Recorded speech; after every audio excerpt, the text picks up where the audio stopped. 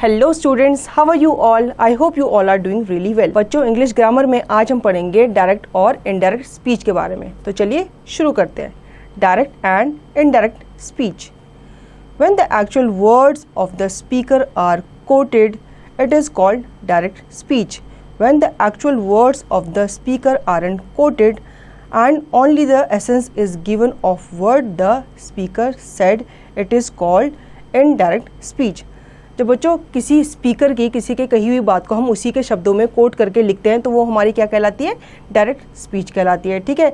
और आपकी indirect speech क्या कहलाती है? जब हम किसी की कही हुई बात को अपने शब्दों में किसी थर्ड पर्सन को बताते हैं बिना कोट किए हुए, तो वो क्या कहलाता है? हमारी इनडायरेक्ट स्पीच कहलाती है। ठीक है। Examples. First, direct speech. She said to him, I missed you yesterday. Indirect speech. She told him that she had missed him the previous day. ठीक है। अब यहाँ पे एक लड़की है, वो बता रही है, वो कह रही है उसने मुझे बताया कि आई मिस्ड यू येस्टरडे, उसने मुझे कल मिस किया। अब यही सेम चीज़ मैं किसी थर्ड पर्सन को बताऊंगा तो मैं क्या बोलूँगा? मैं उसको बोलूँगा कि उसने मुझे कल मिस किया था। मैं ये नहीं बोलूँगा कि मैंने तुम्हें मिस किया। ठीक है। मैं उसको बोलूँगा कि उसने मुझे कल मिस किया। ठीक है। Direct speech. He said to her, I like you. In direct speech, he told her that he liked her. ठीक है। उसने उससे कहा कि आई लाइक यू। अब मैं थर्ड पर्सन को बता के बोलूँगा तो मैं क्या बोलूँगा? आई लाइक यू तो नहीं बोलूँगा, मैं उसे बोलूँगा कि उसने उससे कहा कि ही लाइक्ड हर। ठीक है। आगे चलते हैं। Rules for changing direct speech into indirect speech. अब यहाँ पे कुछ रूल्स हैं जो आपको फॉलो करने होते हैं। कब? जब आप डायरेक्ट स्पीच से इनडायरेक्ट स्पीच पे अपनी वॉइस को चेंज करते हो। First, commas are not use in indirect speech, the word that is used instead. ठीक है। अब आप जब आप चेंज करते हो आपके डायरेक्ट स्पीच में जहाँ पे कॉमा लगा होता है वहाँ पे क्या हो जाता है? कॉमा की जगह क्या ले लेता है? डैट ले लेता है। कब? इनडायरेक्ट स्पीच में। Example, Vandana said, I am hungry. Second, Vandana told that she was hungry. ठीक है। अब यहाँ पे said के बाद कॉमा हटा दिया और said की जगह क्या लगा दिया? told लगा दिया और कॉमा की जगह क्या लगा दिया? that लगा दिया। ठीक है। सेकंड हमारा instead of said in direct speech, verbs such as told, answered, mentioned, commented, replied, exclaimed, ordered are used in indirect speech. ठीक है। अब जो आपका डायरेक्ट स्पीच में आप सेड का यूज़ करते हो, वो सेड जो है वर्ड चेंज हो जाता है, उसकी जगह क्या ले लेता है? टोल्ड ले लेता है, आंसर ले लेता है। ये सब वर्ड्स उसकी जगह ले लेते हैं। कब? इनडायरेक्ट स्पीच में। Example, 1, aunt said clean this room. 2, aunt order to clean that room. ठीक है।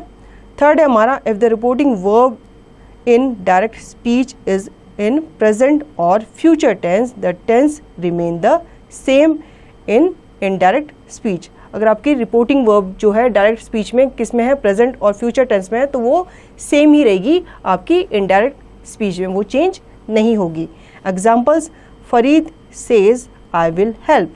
Second, Farid says that he will help. Clear है बच्चों? फोर्थ है आपका, if the reporting verb is in the past tense, the tense of the verb in reported speech changes as per the following rules. ठीक है। अगर आपकी reporting verb जो है डायरेक्ट स्पीच में पास्ट टेंस में है तो आपको उसको चेंज करना होगा इनडायरेक्ट स्पीच में, लेकिन कुछ रूल्स यहाँ पे दिए गए हैं उनको फॉलो करते हुए। Simple present. Example, 1, Yogita said he loves me. 2, Yogita said that he loved her. Present continuous. Examples, 1, Anita said he's sleeping under the tree. Second, Anita said that he was sleeping under the tree. Present perfect continuous. Example, Asha said the girls have been playing all day. Second, Asha said that the girls had been playing all day. Simple past. Example, Veena said they loved me. Second, Veena said that they had loved her. Past continuous. Example, 1, Manoj said, I was sleeping under this tree. Second, Manoj said that he had been sleeping under the tree. तो बच्चों आपने देखा होगा यहाँ पे tenses जो थी वो एज इट इज़ रही, कहीं पे चेंज हुई, कहीं पे चेंज नहीं हुई as per the rule. Clear है बच्चों? आगे चलते हैं। पास perfect examples. 1. Greece said the girls had played all day. 2. Greece said that the girls had played all day. 5th, adjective and adverb that indicate distance and time may change. Example, here becomes there, today becomes that day. ठीक है, जो आपके बच्चों adjective and adverbs हैं जो आपके distance और time को शो करते हैं, वो कभी कभी क्या हो जाते हैं, वो भी चेंज हो जाते हैं। जैसे कि हेयर का बन जाता है देयर, टुडे का बन जाता है that day. Example 1, we said they are coming tomorrow. 2, we said that they were coming the following day. 3, he said to them, will you come here today? 4th, he asked them if they would come there that day.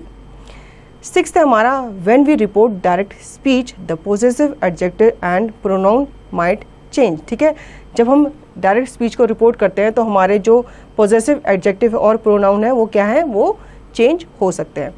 जैसे कि example, Deepa said I am happy with my lot. 2, Deepa said that she was happy with her lot.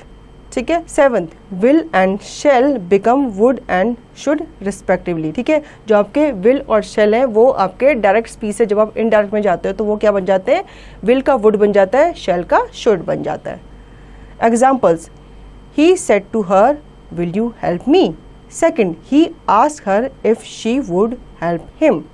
3rd, she said to me you will meet me tomorrow. 4th, she told me that I should meet her the next day.